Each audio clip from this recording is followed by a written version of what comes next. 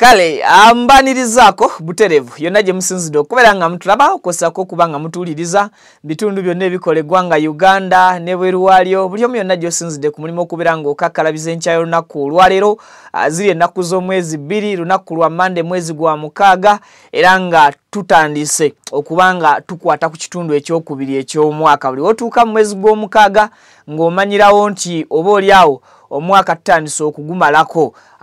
Nze Vicky nsinzira buterevu ku mukutu Vicky exclusive once again nkwanirizaako era video nenkusaba jimpereka like kijambeko okubanga edduka ku misinde jamanyi obubaka buno busobola okutuuka kwayagala okubuuliriza okosako nayagala okubulaba mukadde tukusaba mbutongole otwegateko osobola okubeera ng'ofuna latest updates ne latest information amawulire tugakuwa mbujjuvu ate era tugakuwa mu butuufu bwago. Akakati olunaku olw'eggulo omuduumizi wa poliisi y'ebidduka mu ggwanga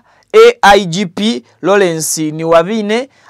yayimirizza mbunambiro enteekateeka zonna eza traffic era yaduumidde abasirikale b'oku kkubo bonna okusobola okubeera nti bayimiriza ekikwekweto oba bayimiriza enkola eyokuteekesa mu nkola amateeka amajja naddala ku nsonga y'ekkubo. Mu mateeka gano amajja juzi najja wano nenga balambulira mwenna kansubire nti mwenna mwagategeerera ddala bulungi okujjukizamuko ebimu ku ebyo AIGP byayimiriza aduumira poliisi y'ebidduka agambye nti okuva n'olunaku olwaleero webukeeredde olw'Emmande ng'ennaku z'omwezi 2 ebikwekweto byonna ebyokkuba abavuzi b'ebidduka ebipapula okuli okwogerera ku ssimu okubadde okw'emiliyoni 2 okuli overspeeding abadde ku 60,000 okuli okuvuga ng'otamidde okubadde ku 50,000 okubadde okutuusa obuvune ku muntu ng'obadde olina okusasula emiliyoni 4 okubadde okulemererwa okusiba omusipi nga balina okukuba ekipapula kya 8,000 okuva ku 4,000 emikadde okubadde ebintu bingi okuvuga emmoroka etalina license nga bakuba ekipapula kya 60,000 okuva ku 20,000 mu mateeka amakadde bino byonna ebikwekweto aduumira poliisi y'ebidduka mu ggwanga Uganda AIGP Lawrence Niwabine asazeewo ebikwekweto bino biyimirire. Lwaki abisazizaamu agambye nti bakyalina okusooka okusomesa abagoba b'ebidduka ku mateeka gano amapya sensitization tebakola sensitization oba tebakola kubunyisa na kusomesa bantu bakozesa kkubo ku nkozesa y'amateeka gano oba ku ngeri amateeka gano gye gagenda okubanga gakolamu nabo butya bwe bayinza okubanga babeewaza okusasula fines zino ezibadde waggulu oba ezibadde zaduumulwa. Okusinzira era kwaduumira poliisi y'ebidduka yakirabye n'agamba nti bo abagenda kusooka babeeko be bali revisinga mu mateeka gano ate then nga bwe bakola enteekateeka y'okuba nti bawangula n'okusomesa abavuzi b'ebidduka okusobola okulaba nga enteekateeka eno singa baba bagipublishings eri eggwanga buli muntu we bamukwata baba bamukutte nga bamukwatidde mu nsobi so si ng'etteeka bwe lyazze ne likola bukozi nga teri muvuzi wa bidduka amanyi ku ngeri gye lyajjamu nga teri abadde asomeseddwako ku ngeri gy'asobola kulyewala ddimenya wabula newankubadde bino byonna byayimiriziddwa etteeka ekkakali ery'okutambula ne kopi ya kadi y'emmotoka yo lyo lyasigaddewo ate nga balyongeddemu okubanga balimyumyulira ddala. Era okusinziira ku mwogezi ku muduumizi wa poliisi y'ebidduka Mwami Florence yagambye Mwami Lawrence not Florence yagambye nti bano abagoba b'ebidduka singa owa traffic anaabayimiriza oba anaakuyimiriza n'akusaba kopi ya logo book y'emmotoka yo oba kaadi y'emmotoka yo nga togiina gwakako kagenda kubeera kaweddemu ekipapula ky'emitwalo 4 kigenda kuba nga kikkubibwa era tewagenda kubaawo excuse yonna. Okusinziira nga bwe najja ne mbanyonnyola ku mulundi guli negamba nti okubeera ne kopi ya emmotoka yo oba ekidduka kyo ate weetaaga kubeera nga gwavuga emmotoka ya looni wamalayo emmotoka yo kya bugunjufu nnyo okuba nti omuntu eyaguze emmotoka asigaza original copy bw'aba akyakubanja oba bw'oba wasingayo kaadi y'emmotoka yo mu bamanelenda oba mu banka kya buvunaanyizibwa okubeera nti oyina copy ku original logo book yo oba ku card yo ne oli ne baba kuguza motoka nga jiguliza mu kibanja mpola yasigaze card then yakuweko photocopy ababadde bagulako motoka mu kibanja mpola ndio mukubali bagiguzeeko ne wankubadde omuntu akuguwe ekidduka ku kibanja mpola akuwerako ekiraga nti ekidduka kyoguze kiri mitendera mituufu tetukola bukozi ndagaano ngagula ettaka eritali lya kyapa ate n'omuntu agula ettaka eritali lya kyapa bamuweerako ebyogera ku ttaka emabega gwanguza wagula kwani olusi n'oyo gwe wagulako n'akuwa endagaano kweyagulira such that mbeera n'obwannannyini oba mbeera nsobola okukola follow up ku biwandiiko ebintuusa ku nze ekiraga nti nze nannyini newankubadde ekidduka okisasulako mpola mpola tekigaana kubeera nti ekyo ekidduka osobola okuba ne access ku byokyogerako era abasinga bafunira ddala ze twita photocopy za kaadi zaabwe. So poliisi y'ebidduka egamba eryetteeka ddyo tegenda kubeera ng'erittira ku liiso nti obeesooka eriyimirizeemu nga gano amalala bwe yakoze bagamba batya bagamba gwe omuvuzi w'emmotoka yo keera bukeezi ku makya mu glove box yo wano wansi suulamu olupapula lwo olwa photocopy ya kaadi yo otambule ku kkubo ng'oli safe in case ng'omusirikale w'ebidduka oba wa traffic yakuyimiriza n'akubuuza nti kaadi y'emmotoka ye eri luddawa kigenda kubeera kikuwanguyira okusikayo kaadi y'emmotoka yo ogimukwase ate then owone ekipapula ky'emitwalo ena ekipapula ky'emitwalo egyo ena nakibannyonnyolako biki ebikijjirako ne nkugamba nti singa obeera olemereddwa si just kuba nti kuba bukubi mitwalo ena gya fine omusirikale waddemba okupaakinga ekidduka ekyo obutasukka essaawa 12 nga zennaku 5 ku poliisi eri okumpi era naawe amateeka okusinzira ku amendment bill eya Traffic and Road Safety Act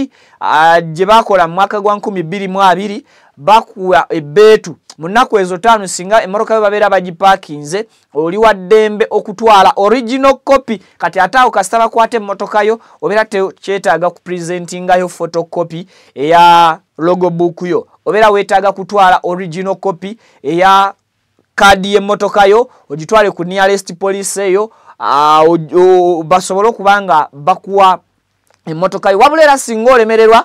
mu nnaku ezo 5 amateeka gano gakirambika okusinzira ku nnongoosereza ge bazikolamu ne bagamba nti ogenda kuba ow'engasi ya bukadde bumeka ya bukadde 5 endooza bwali 5 bwe mba seerabidde bo buli luddawa yes bakugamba nti ogenda kuba ow'engasi yes bakugamba biri luddawa byo bye bino wano eryetteeka about card bakugamba nti according to the traffic law driver must carry a copy of their vehicle's logo book oba card at all time. If a uniformed traffic officer stops you and asks for it, you must show it immediately. If you don't have it with you, the law gives you up to 5 days, that is essaawa 12 to take the original logbook to the nearest police station. If you fail to do this, you may be fined up to 6 million, sorry, even badde mbagambe na million 5. Asinga ogezaako okulemererwa mu nnaku 5 okutuwa kaadi y'emmotoka eyo nga police esinze wabula abakulu osobola okubanga okubwa fine ya millions 6. At the same time you can be sent to prison for up to 6 months or to face both the fine and the prison time. Osobolera ddala okubwa fine ey'emiliyoni 6 ate era omulamuzi asobolera ddala okukubya fine ya miliyoni 6 n'okukusiba emyezi 6 oba okusiba emyezi 6 n'otasasula fine kisinzira omulamuzi omulabikidde otya. Era ne bakugamba nti according to section 142 mu chapter eya 361 UPDF not UPDF sorry Traffic and Road Safety Act as amended in 2020, any person driving a motor vehicle, trailer or engineering plant on a public road must have in the position, in the position of a copy of the vehicle's registration book. Yes, a uniform speed limit. Okay, sorry. Ne bakugamba nti oyina teeka okutambula ne registration book yo for je tweyitira logbook oba je tweyitira kadi y'emmotoka. So to avoid a fine of 6 million and 6 months in prison, oyina okubeera nga otambula ne kadi y'emmotoka yo. Ebimu ku bye bagonzezaamu lyetteeka eryokuba nti oyogerera ku ssimu. Etteeka ly'okubeera nti oyogerera ku ssimu, fine abadde ku mitwalo, abadde ku millions 2 ne millioni 1, era ng'ekibonerezo kye babadde bagabira kubadde kusiba oba sinakindi okusavinga 2 okusiba n'okusasula ssente emiliyoni 2 ne millioni 1 mu toto. Singa ekipapula kiba kiyiseeko eky'ennaku ennaku 3 essaawa 72 ogenda kubanga owa fine ya millions 3. So kati etteeka twazzeeyo ku kadde nti singa bakwatira ku ssimu omusirikale wa traffic ogenda kuba osasula eky'emitwalo gyo 15 as usual. Ekyo bwe kibadde. Then bwe tudda ku mateeka gaffe amakadde nga bwe gabadde gatambula, singa obeera osangiddwa ng'ovuga emmotoka etalina license, abagenda kuba bakuba ekipapula kya mitwalo 6 nga bwe gubadde mu mateeka amalala. Then singa bakusanga ovuga speed, of course emitwalo gyo 20 gibeera gikutte nga bwe tubadde. Then singa bakusanga ng'ovuga ng'otagala otamidde, emitwalo gyo 16 gigenda kuba gikutte. Then singa bakusanga ng'ovuza kimama, careless driving, emitwalo gyo gigenda kubeera gya bulijjo 15. Fine za police esinga ziri mitwalo 10, ziri ku mitwalo 4, mitwalo 6, mitwalo 10 na mitwalo even mitwalo 7 ne mitwalo 15. Ekipapula ekibadde kisinga okubeera ekyebbeeyi kibadde kya mitwalo ago, kibadde kya mitwalo 2 as usual. Yes, so byebyo sofa obutasiba musipi kubeera kwa mitwalo 4. Wano badde baduumizaamuko mu mpiya nga kiri ku mitwalo 8 mateeka amapya. Kati gano gonna amateeka amapya aduumira polisi y'ebidduka Lawrence ni wabine yagambye nti gayimirire. Ekituufu kiri nti bwe najja wano nabakubira tochi mu mateeka gano ne bagamba nti abakulu abaleese etteeka lino bayinza okuba tebalireese mutima mubi, naye tebalisoose kuli implementing oba diteekesa mu nkola. Era ne mbawo ensonga ne bagamba nti enguudo zaffe wano mbi. Ne bagamba nti omusirikale wa traffic ayimirira wakati mbitaala n'atandika okuyita emmotoka ng'ebitaala bikutte ready, naye system eno egenda kubeera ng'ekuba bulungi number plate y'emmotoka kubanga ya EPS ekozesa teknologiya, tegenda kugoberera just rules za musirikale yekka ali ku gundi ku kkubo. Bakuba ekipapula nga toyina okusooka okugenda ku offices oba ku headquarters okwewozaako nti bannaye we nasalira ebitaala bya Jinja Road ku olwo omusirikale yaliwo, yali ampise. Remember, toyina any proof egenda kakasa abantu bali nti ddala kituufu waliwo omusirikale ku luguudo eyakuyita ng'ebitaala bikoze eki, ng'ebitaala bikukutte. Era ne mala ne mbagamba nti ebiseera ebisinga abantu bano abavuga ebidduka not because nti babagala nnyo okumenya amateeka, but because enguudo zaffe zikwagazisa okumenya etteeka. And even eneeyisa y'abasirikale aba traffic abamu ku kkubo ekuleetera okubeera ng'oba oli awo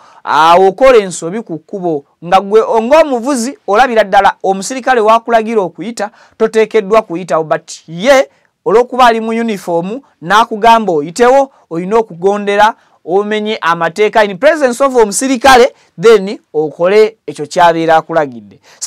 Amateeka gano gaziddwayo mu review basobole okubanga bageekenneenya, basobole okubanga balaba butya omunayuganda bw'asobola okugategeera nga tebannaba kuddamu gateekesa muki, kugateekesa mu nkola. Maybe obuyinza okugamba nti engeri gye tugenda mu kaseera ak'okuba nti tunoonya obululu ku buli mutendera gwonna, abakulu baali babatudde ne bakirowoozaamu ne bagamba nti kigenda kututtira oba oli awo kaweefube w'okufuna obuganzi mu abo be twagala okufunamu obululu. Otherwise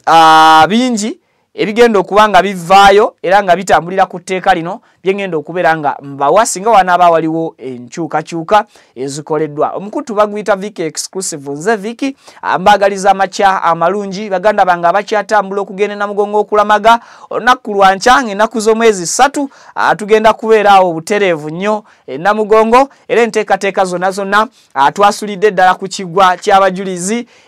olwaleero gye tugenda okusula nga tugezaako okupreparing olunaku olw'enkya ebintu byonna ogenda kubeera nga obyotabuliro tugenda kubeera tu streaming live era nga tugenda kuba tukutuusaako empeereza yennyini ekyasinza okubeera ey'omulembe ku nsonga y'abajulizi. Twagaliza bannaffe abalina bye batambulira okusobola okubifuna twagaliza Mukama asobozese abo bonna abagenzeyo nga balina endwadde ez'enjawulo bawonyezebwe, abagenze nga balina wishes ez'enjawulo bazifune, n'abo bagenda okubeera nga beetaba mu nteekateeka eno Mukama ate abayamba abawa obudde obulungi banyumirwe olunaku luno ate bafunemu bingi bya nsuso nga bwe tujjukira abajulizi b'eggwanga Uganda. Nze Viki atakumira mpera abankumire abansinkanye mawulire amalala mangi ge tukyabaleetera mwera.